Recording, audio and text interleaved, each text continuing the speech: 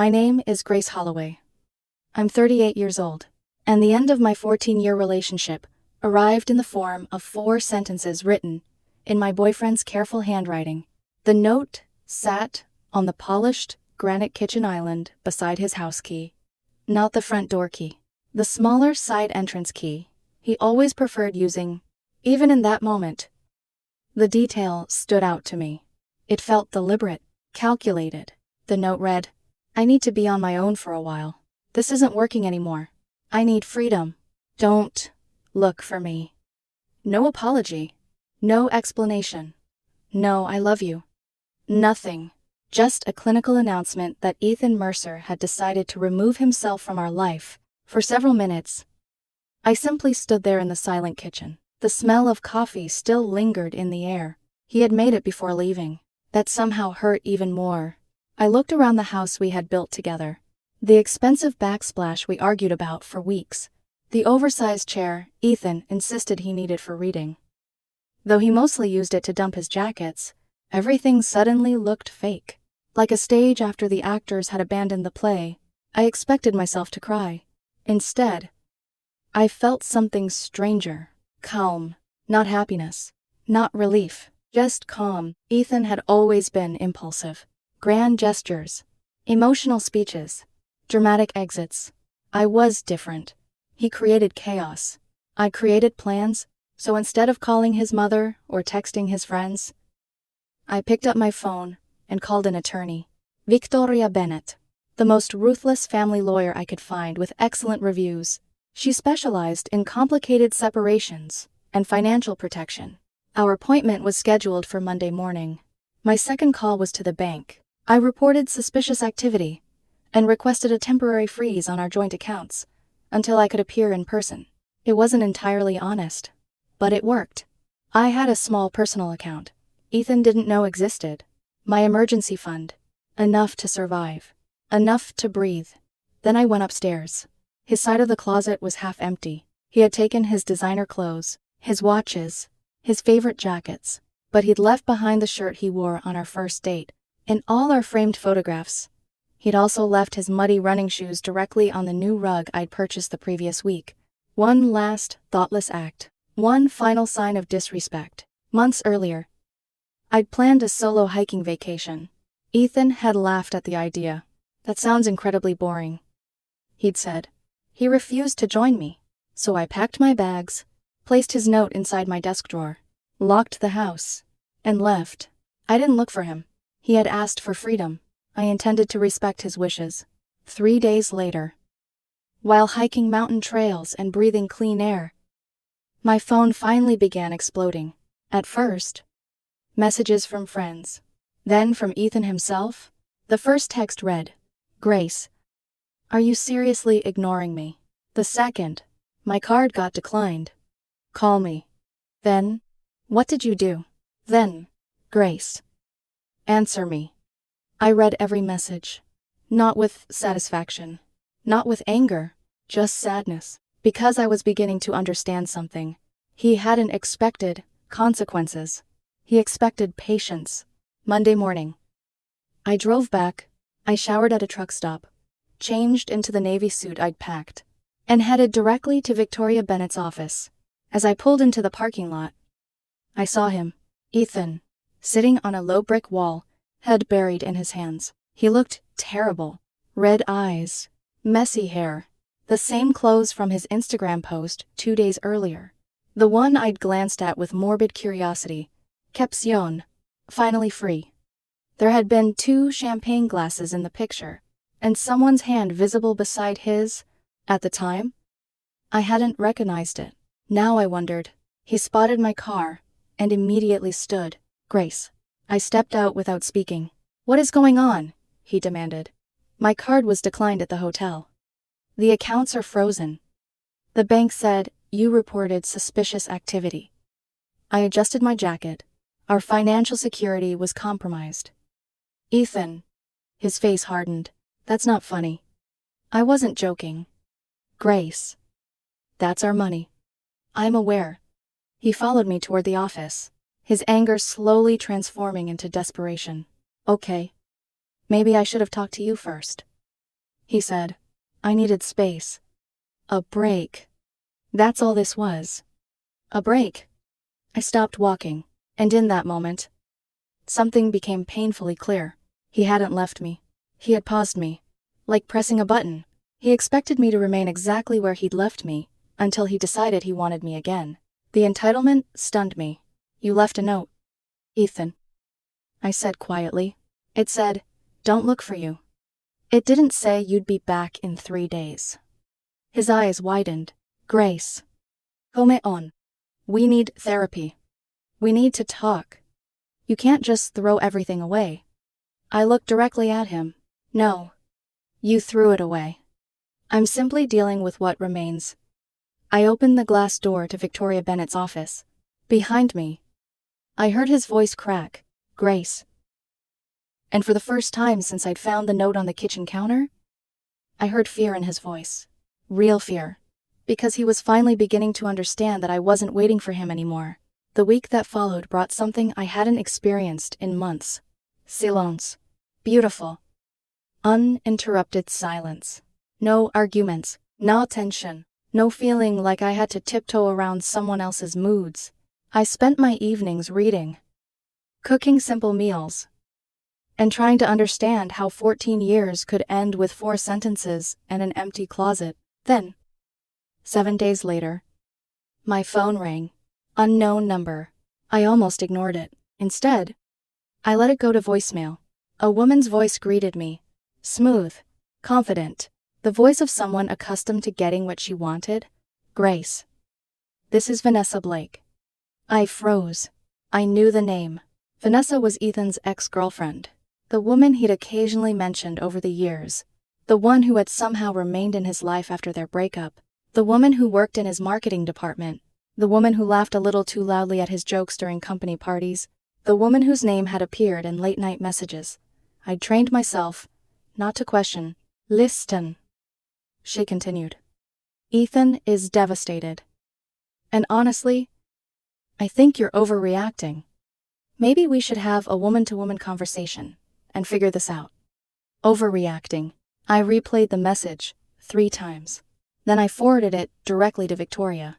Subject line. For the file. She responded 15 minutes later. Excellent. Save everything. That evening. Around 7. My doorbell rang. I checked the peephole, and there they were. Ethan. Standing beside Vanessa. Her hand rested possessively on his lower back. The gesture hit me harder than I expected. Not because I still wanted him, but because I realized something awful. They were comfortable. Too comfortable. As if this arrangement had existed long before the note appeared on my kitchen counter. Vanessa looked exactly like I'd imagined. Perfect makeup. Expensive coat. Self-assured smile. She rang the bell again. Impatient. I opened the door, slightly.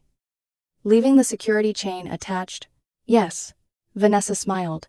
It wasn't a friendly smile. It was condescending. Grace. Thank God. We need to talk. I'm already talking to my attorney. Her smile twitched. See, that's exactly the attitude. Making everything harder. Beside her, Ethan looked exhausted. Grace. He whispered. Please. Vanessa continued speaking as though she represented both of them. Ethan made mistakes. We all make mistakes. But he's willing to come home and work things out. Come home. As though he were granting me a favor. I looked directly at him. Not her. Him. Is that what you want? Ethan. He opened his mouth, but Vanessa answered first. Of course it is. The answer told me everything. Ethan still couldn't speak for himself. He always allowed stronger personalities to make decisions for him. It was one of the reasons we'd struggled for years. Finally, he spoke. Grace. This whole thing became bigger than I expected. Bigger than I expected. Not, I'm sorry. Not I hurt you. Just inconvenience. He looked uncomfortable, not remorseful. Vanessa stepped forward.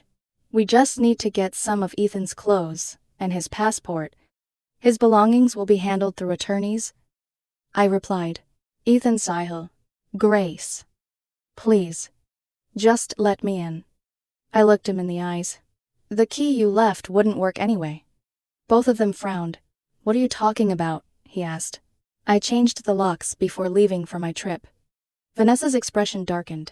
You changed the locks? You abandoned the property. Ethan. The words sounded cold. Because Victoria had coached me carefully. Document everything. Use precise language. Emotion creates mistakes. Facts create protection. Vanessa scoffed. Don't be ridiculous. He lived here for 14 years. He left voluntarily. That's absurd. So is leaving a 4-sentence note.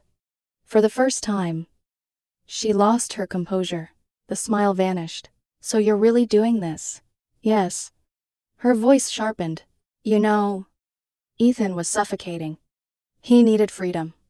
I almost laughed, because the phrase sounded familiar. Freedom, the exact word from the note. Suddenly, something clicked inside my mind.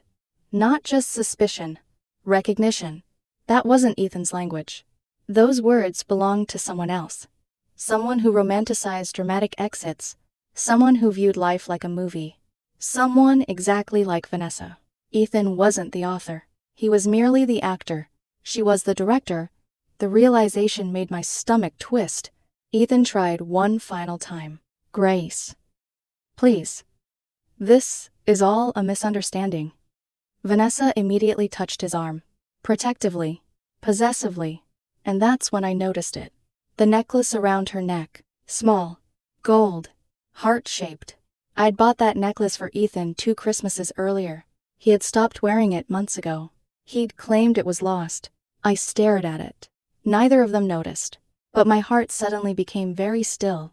Not broken. Still. Because the last remaining piece of denial inside me finally died. Vanessa noticed me looking. Her fingers immediately touched the necklace. A nervous reaction. Interesting. Very interesting. Good night, I said calmly.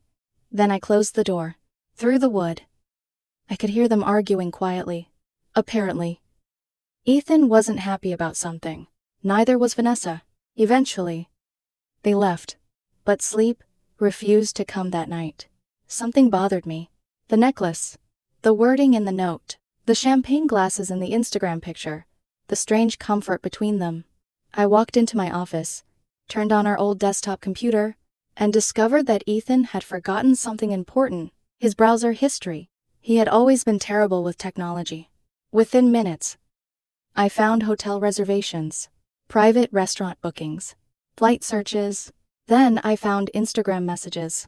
Hundreds of them. Going back 6 months. I sat frozen. Every fear I'd buried. Every doubt I'd ignored. Every uncomfortable feeling I'd dismissed. All of them were real. Vanessa and Ethan had been secretly reconnecting for months. At first, the messages seemed harmless. Memories. Inside jokes. Old photographs. Then came flirtation. Then emotional intimacy. Then plans. Then hotels. Then cruel jokes. About me. About our life. About how predictable I was. About how boring our relationship had become. One message made me physically ill. Vanessa wrote, "She'll never see it coming." Ethan replied, "Grace trusts me completely." I closed my eyes and allowed myself exactly 30 seconds to cry. 30 seconds. No more. When I opened my eyes again, I continued reading. The final message was sent the morning he left. Ethan wrote, "Note is on the counter." Vanessa replied, "Freedom awaits. See you at the hotel in an hour." I stared at the screen for a long time. Then I started taking screenshots. Every message, every reservation, every photograph, methodically, one after another. No screaming, no throwing things, no revenge fantasies. Just evidence. Hours later, I copied everything onto a flash drive. Labeled it Truth. Then emailed duplicates to Victoria. By sunrise, exhaustion had replaced heartbreak. But beneath the grief, something new had appeared. A sharpness. A strength I hadn't felt before. Because now I finally understood something. Ethan hadn't simply abandoned me. He'd been leaving for months. The note on my counter was merely the final scene. And somewhere deep inside me, Another realization quietly formed. The worst part wasn't losing him. The worst part was realizing I had loved someone who had already stopped loving me long before he walked away. Over the next month, I learned something surprising. You don't need to destroy people. You simply need to stop protecting them from the consequences of their own decisions. Victoria handled everything with frightening efficiency. I didn't have to become vindictive. I only had to remain organized and tell the truth. First came the house. We had been renting with an option to buy for years. I had carefully built a down payment fund. Ethan knew about the dream, but he had never shared my enthusiasm. The lease renewal was approaching, and when the landlord called, I explained the situation calmly. Ethan permanently vacated the property. I told him, I have written documentation confirming that. I sent him a photograph of the note. Fortunately, our landlord hated drama. Within days, he prepared a new lease in my name only. 2 weeks later, my phone exploded. Ethan, crying, panicking. The landlord says I'm no longer on the lease. He said if I force entry, he'll call the police. I remembered Victoria's instructions. Use facts, never emotions. You abandoned the residence. Ethan, my attorney has documentation. You can't do this, he shouted. My name was on that lease for years. Not anymore. He began crying. Real crying. For a moment, I almost felt sorry for him. Almost. Then I remembered the Instagram messages, the jokes, the deception, the necklace, and the pity disappeared. The social consequences came next. Ironically, I never exposed either of them. I never posted screenshots. Never attacked them publicly. I didn't need to. Vanessa did that herself. Within weeks, she and Ethan became official. Photographs, fancy dinners, weekend trips, happy couple captions. Everything looked forced. Desperate. People noticed. Mutual friends started calling me. Most conversations began the same way. Grace, I'm so sorry. Then came the uncomfortable questions. When did you know? Were they together before? Is it true he left a note? Eventually, I received a call from my friend Melissa. Her voice sounded awkward. Honestly, their office is a disaster right now. What do you mean? Everyone is talking. Apparently, Ethan and Vanessa had become the center of workplace gossip. And then Melissa dropped another surprise. Vanessa has a boyfriend. I blinked. What? They were still together when this started. Apparently, Vanessa's relationship had collapsed after everything became public. Suddenly, the perfect romance she'd imagined wasn't looking so perfect anymore. Their co-workers had stopped admiring them. Management had become uncomfortable. People don't enjoy workplace scandals, especially expensive ones involving former partners. The pressure started building, and pressure changes people. 3 weeks later, Ethan called again. This time, at midnight. I ignored it. He left a voicemail. His voice sounded broken. Grace, do you remember that trip we took to Colorado? The cabin with the fireplace. We were so happy. I closed my eyes, because I remembered. I remembered everything. The good years. The laughter. The dreams. The plans. And for a second, I missed the man I thought I knew. Then the message continued. I don't know how we ended up here. Pause. Then, also, could you send me my half of the security deposit? I actually laughed. Not because it was funny, because the audacity was unbelievable. He had just attempted nostalgia and financial negotiation in the same voicemail. I deleted it. The next day, his new attorney contacted Victoria. Apparently, Ethan could no longer afford his original lawyer. The email demanded immediate access to personal funds. Victoria called me afterward. I could hear amusement in her voice. Would you like to know what I sent back? Absolutely. Nothing emotional. Nothing dramatic. Just facts. She had informed them that all assets remained frozen, pending final judgment. Then, attached to the email, she included a password-protected document. 10-page. Only 10. Out of hundreds. Enough to establish a pattern. Enough to demonstrate premeditation. Enough to destroy arguments before they started. The requests for money stopped immediately. After that, something interesting happened. Silence. Not temporary silence. Real silence. The kind that arrives when people realize they have no leverage left. Meanwhile, my life slowly changed. I painted the guest bedroom, started hiking every weekend, joined a book club, reconnected with friends I'd unintentionally neglected during my relationship. Little by little, I remembered who I had been before Ethan. One afternoon, while grocery shopping, I ran into Melissa again. She hesitated before speaking. I probably shouldn't tell you this. Tell me anyway. She lowered her voice. Ethan and Vanessa fight constantly. Apparently, financial stress had become unbearable. Their vacations stopped. The expensive restaurants disappeared. Reality had arrived. And reality wasn't nearly as romantic as secret messages and stolen weekends. Melissa Sahil. People say they blame you for everything. That surprised me. Me. Apparently, you're the villain. I smiled. Not bitterly, just knowingly. Because people who refuse accountability always need a villain. Without one, they'd have to face themselves. Several days later, I found an old sweater of Ethan's in the back of a closet. For a moment, I held it. Memories flooded back. Movie nights. Christmas mornings. Inside jokes. 14 years. I sat on the floor and cried. Not for him. Not even for the relationship. I cried for the woman I'd been.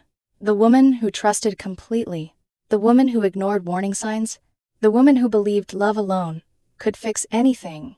When I finished crying, I folded the sweater carefully, placed it inside a storage box, and closed the lid, not with anger, with gratitude, because despite everything those years had existed, they were real, even if the ending wasn't. That evening, Victoria called. We're making excellent progress. Really, very. Grace. They expected emotions. They prepared for drama. They never prepared for documentation. I laughed. You're terrifying. Thank you, she replied proudly. Before hanging up, she added one sentence. The truth is always expensive. I didn't fully understand what she meant. Not yet, but I would, because while I was rebuilding my life, Ethan and Vanessa were beginning to discover something painful. Freedom wasn't free. And sometimes the life you abandon is worth far more than the fantasy you chase. 6 months after I found the note on my kitchen counter, everything was over. Not with screaming, not with courtroom theatrics, not with dramatic confrontations, just quiet negotiations. Page after page, meeting after meeting, facts, evidence, documentation. Victoria Bennett earned every dollar I paid her. She presented everything with cold precision. The handwritten note, the timeline of Ethan's departure, his documented abandonment of the residence, the messages proving months of emotional infidelity, the hotel reservations, the financial records, everything. By the end, there wasn't much left to argue about. Ethan received his personal belongings, the car his parents had given him years earlier, and a court-ordered portion of our shared savings, nothing more. I had already boxed everything he owned, neatly labeled, stored carefully, because despite everything, I refused to become cruel. I simply refused to become foolish.